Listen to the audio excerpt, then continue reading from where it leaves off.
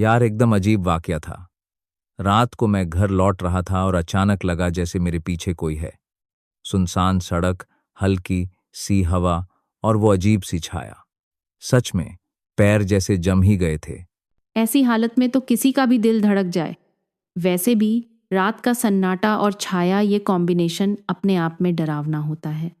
क्या तुमने किसी से मदद मांगी थी? हाँ, दिल इतना घबरा गया था कि सामने मंदिर दिखा तो सीधा वहां भाग गया।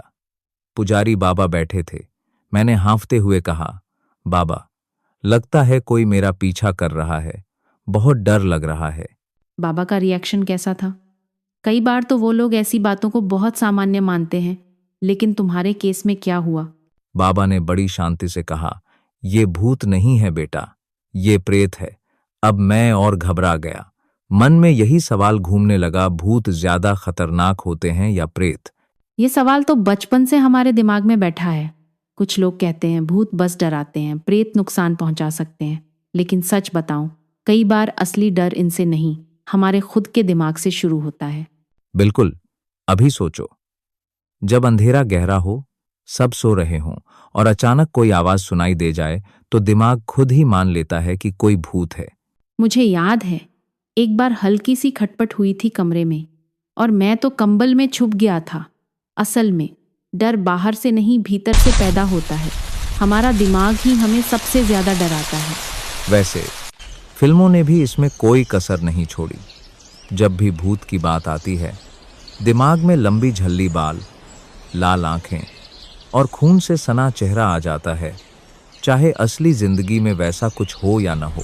हाँ, और इसी वजह से हमें जरा सी छाया भी अजीब लगने लगती है। सोचो, अगर हमें बचपन से बताया जाता कि भूत दोस्त भी हो सकते हैं, तो शायद डरना ही छोड़ देते। वैसे अगली बार जब छाया दिखे, तुम क्या करोगे? अब तो कोशिश करता हूं कि दिमाग को काबू में रखूं। अंधेरे में भी यकीन बनाए रखना सीख रहा हूं। वैसे तुम्हारी बात ने मुझे सोचने पर मजबूर कर दिया। डर कितना हद तक हमारी सोच में बस चुका है। सही पकड़ा। जितना यकीन होगा, उतना कम डर लगेगा। और हाँ, अगले एपिसोड में ये जानना मज़ेदार रहेगा कि चुड़ैल हमें देख कैसे लेती है। अब ये रहस्य भी सामने लाना ही पड़ेगा। अरे, क्या कभी तुम्हें भी ऐसा लगा है कि रात के सन्नाटे में ये भूत और प्रेत शब्द सुनते ही दिल की धड़कन तेज हो जाती है? मुझे तो बचपन से ही इन शब्दों में एक अजीब सा डर महसूस होता था। ओह, बिल्कुल। जब भी कोई कहानी सुनते थे जिसमें भूत या प्रेत का जिक्र होता था, तो लगता था जैसे दीवारों के पीछे कोई छुपा हो। वैसे ये दिलचस्प है कि दोनों शब्दों का डर का लेवल अलग अलग है, लेकिन लोग अक्सर दोनों को एक ही समझ लेते हैं। सही कह रहे हो। और मजेदार बात ये कि ज्यादातर लोग अभी तक ये नहीं जानते कि भूत और प्रेत में कितनी जुदाई है।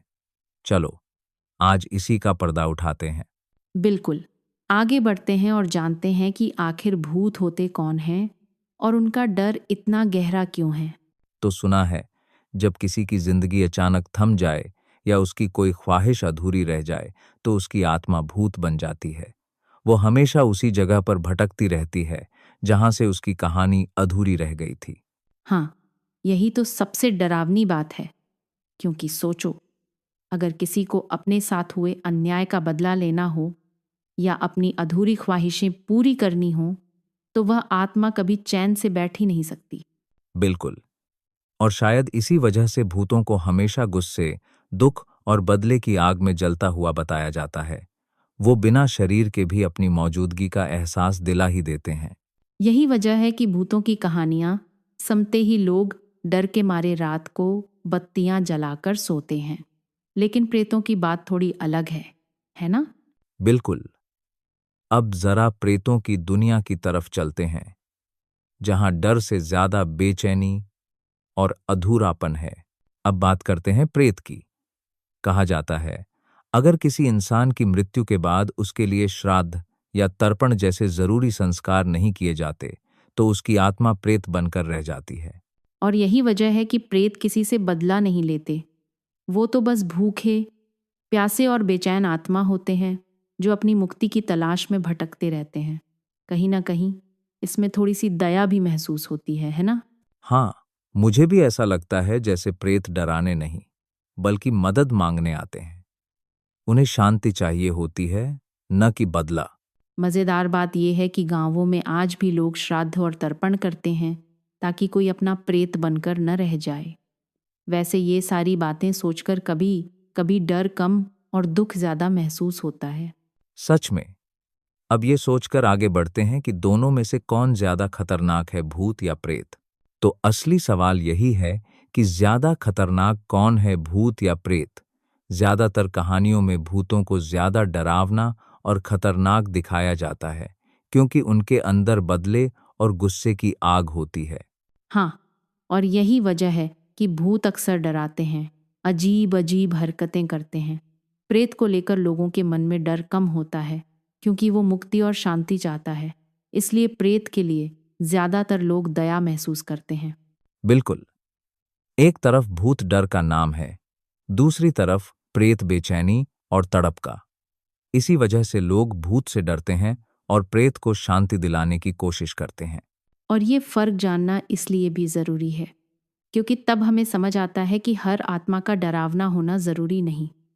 कभी कभी उसे बस हमारी मदद चाहिए होती है। बाकी अगली बार जब ऐसी कहानी सुनो, तो सोचो डर में कितना सच छुपा है और कितना सिर्फ किस्सों का हिस्सा है।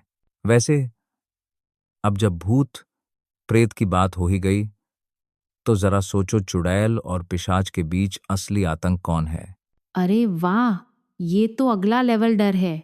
बचपन में चुड़ैलों की डरावनी कहानियां सुनकर छत की तरफ देखना भी भूल जाते थे। और पिशाच, बस नाम सुनते ही ऊन ठंडा हो जाता है। हाँ हाँ हाँ, यही तो मजा है फियर फाइल टीवी पर। तो दोस्तों, अगले एपिसोड में हम जानेंगे कि चुड़ैल ज्यादा डरावनी है या पिशाच। तब तक के लिए अपनी खिड़कियां बंद रखना और आईने में नजरें मिलाने से पहले 2 बार सोच लेना, कौन जाने कौन देख रहा हो।